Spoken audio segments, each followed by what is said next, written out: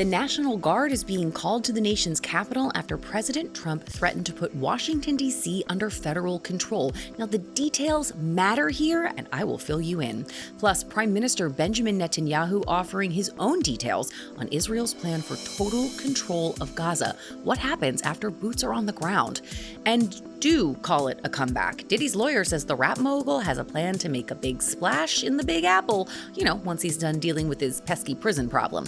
Those stories and more today, Friday, August 8th. I'm Caitlin Becker, and this is the New York Postcast.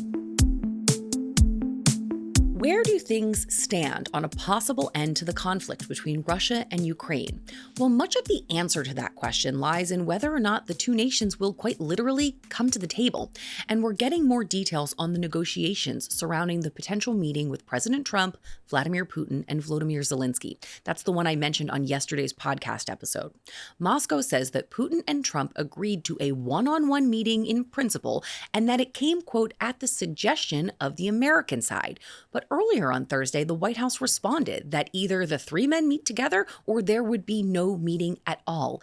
Then later in the day, the president confirmed he was actually open to the idea of a bilateral meeting with just Putin and without Zelensky. They would like to meet with me, and I'll do whatever I can to stop the killings. While this geopolitical chess match plays out to get Putin and Zelensky at the same place, same time, this is what's happening on the ground. Russia's latest abhorrent action is the creation of a website where kidnapped Ukrainian children are basically being trafficked to Russian adoptive parents who can sort these stolen kids via age, gender, eye and hair color, health status, even number of siblings. The CEO of the Save Ukraine charity says it's, quote, like animals in a pet adoption database, and said the children were moved from the border to deep inside Russia so they can permanently be raised as Russian citizens, calling it, quote, digital child trafficking masked as bureaucracy. Now to another international conflict. Prime Minister Benjamin Netanyahu confirming his intention to completely occupy the war-torn region of Gaza. The Israeli military is planning to take full control of the 26-mile-long Gaza Strip. But Netanyahu tried to couch this, saying they don't intend to stay there for long. Here he is on Fox News just yesterday. We don't want to keep it. We want to have a security perimeter. We don't want to govern it. We don't want to be there as a governing body. We want to hand it over to Arab forces that will govern it properly without threatening us and giving Gazans a good life. That's not possible with Hamas. The only way that you're going to have a different future is to get rid of this neo-Nazi army. The Hamas are monsters. The Israeli prime minister was asked if President Trump gave him his blessing to take over the area, and Netanyahu said he hadn't. He then added that his country doesn't need the permission of the United States to do so. Now, back in the U.S., President Trump is planning to deploy federal law enforcement, including National Guard troops, in the nation's capital, perhaps as soon as today. The White House tells The Post it's needed to crack down on violence they say is committed by gangs and, quote, youths. Now, national attention to D.C. violence came this week after a well-known former staffer at the Department of Government Efficiency, or DOGE, was attacked by a group of teenagers. Edward Korestein, who's better known by big balls by his DOGE colleagues, was trying to stop an attempted carjacking in the upscale DuPont Circle neighborhood. That's roughly a mile north of the White House. Now, he was beaten up and bloodied by about 10 teens in the wee hours of Sunday morning. President Trump signed an executive order way back in March to create a task force that would work with Metro PD to curb crime in the district. D.C. Mayor Muriel Bowser invoked a curfew for those under 18 for that very same reason, but none of it seems to be making the streets safer. The president also threatened to, quote, take federal control of the city earlier this week.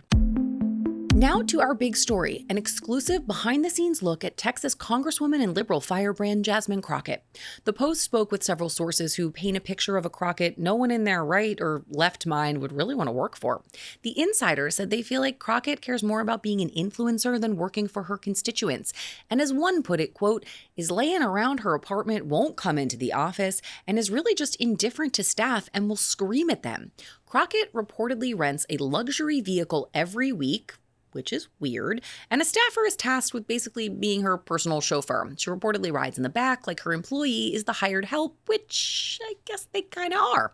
The Post's chief Washington correspondent Stephen Nelson is the one who did all the digging on this congresswoman, and he joins me now. I talked a little bit about some of the stories that you dug up, the chauffeuring around, the different cars, luxury cars. I found that a little bit strange, but was there anything that really stood out to you as being kind of the wackiest, craziest, most off the wall things that the Congresswoman was doing or not doing as a boss? Well, I can say with certainty that this story only scratched the surface of the stories that could be told. Okay. Some of them, as any reporter who's watching would know, didn't make the cut. Some of the best ones, unfortunately. But what I was able to report is that the Congresswoman Jasmine Crockett, perhaps surprisingly to many people, is an infrequent sight around her office. She doesn't come into the office very much. She prefers to work from her nearby luxury apartment building, which many Americans have done since the pandemic. Yeah, wouldn't we all love to work from our luxury apartment buildings?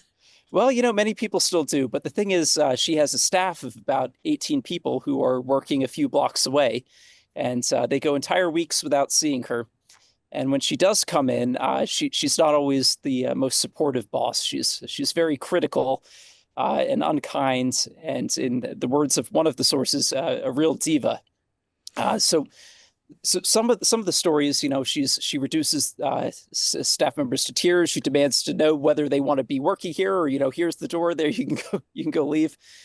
So not a lot of nice boss behavior. Sounds like a boss or two I've worked for in the past. And that kind of brings me to my next question. I mean, do we need to take some of this with a grain of salt? I mean, there was a whole movie franchise called Horrible Bosses. Bosses don't typically have, the best behavior or the most love from their staffers. Is she particularly different than other Congress people, or is this kind of normal?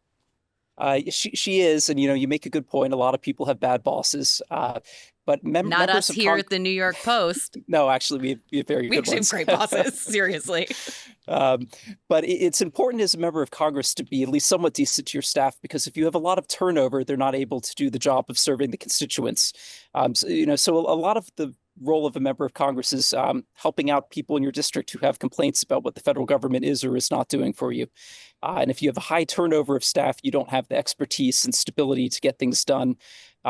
There's most members of Congress, it may be surprising, people with power sometimes are jerks, but a lot of them are really actually nice people that they got elected because they knew how to get along with people, and they got elected and they got support from various other political leaders in their district. Sometimes people in these positions, they attract true believers, they attract really loyal staff. And Jasmine Crockett, many people would know, she is a very loyal following online. She's frequently on television. There are a lot of people who love her. But some of the people who talk to me, they're perfectly in line with her politically, and they say she treats her staff like garbage. So Republican, Democrat, independent, doesn't matter. Having a bad boss is the worst when you have to go into work. I can't get over the different luxury car thing. That just puzzles me. I'm so baffled by that, but that's just the one that stuck with me. Stephen Nelson, thank you so much. Thanks. Everybody loves a comeback, a redemption story, but I'm about to challenge that notion, because guess who wants back in our collective good graces? Diddy. The disgraced mogul is still behind bars, and it's going to be another 2 months before he finds out how much longer he's going to have to be there. So what else does one have to do in the slammer but plot a comeback? His lawyers say the A-lister the A-block lister, who was found guilty of 2 counts of prostitution but was acquitted of the more serious sex trafficking and racketeering charges, has set his sights on performing at Madison Square Garden once he's a free man. But it's not all about a musical comeback. Diddy's lawyer also said his client is looking forward to getting back to his mother and to, quote, reestablish a loving, present relationship with all of his 7 children. So will fans support him? I covered the Diddy trial at court nearly every single day, and there were a ton of people who showed up day in and day out who were fully on Team Diddy, his mother and children included. There were also an equal number of people who walked by just to tell us they thought he was a pig. In court, his own lawyers told the jury that this man was a drug user, a domestic abuser, and in their words, a flat-out jerk. And you want to talk about bad bosses? A laundry list of former employees testified about him controlling their lives, physically attacking them, and then blackballing them after they left the company. But as we've learned from the man himself, it's all about the Benjamins, baby, and this man is going to need a lot of Benjamins to pay down those legal bills. And finally today, a major drug bust in the UK, all thanks to a parrot singing like a canary. Cops in the English city of Blackpool found video footage of this parrot named Mango. Have a listen. 2 for 25. The woman whose voice you hear is Shannon Hilton, who is, or maybe was, the girlfriend of Adam Garnett. That's the leader of a UK drug gang. She's telling the parrot to say 2 for 25, apparently drug lingo for the price of dope. But you know the old saying, a bird in the hand is worth 2 for 25. Let's listen to our little avian narc again. 2 for 25.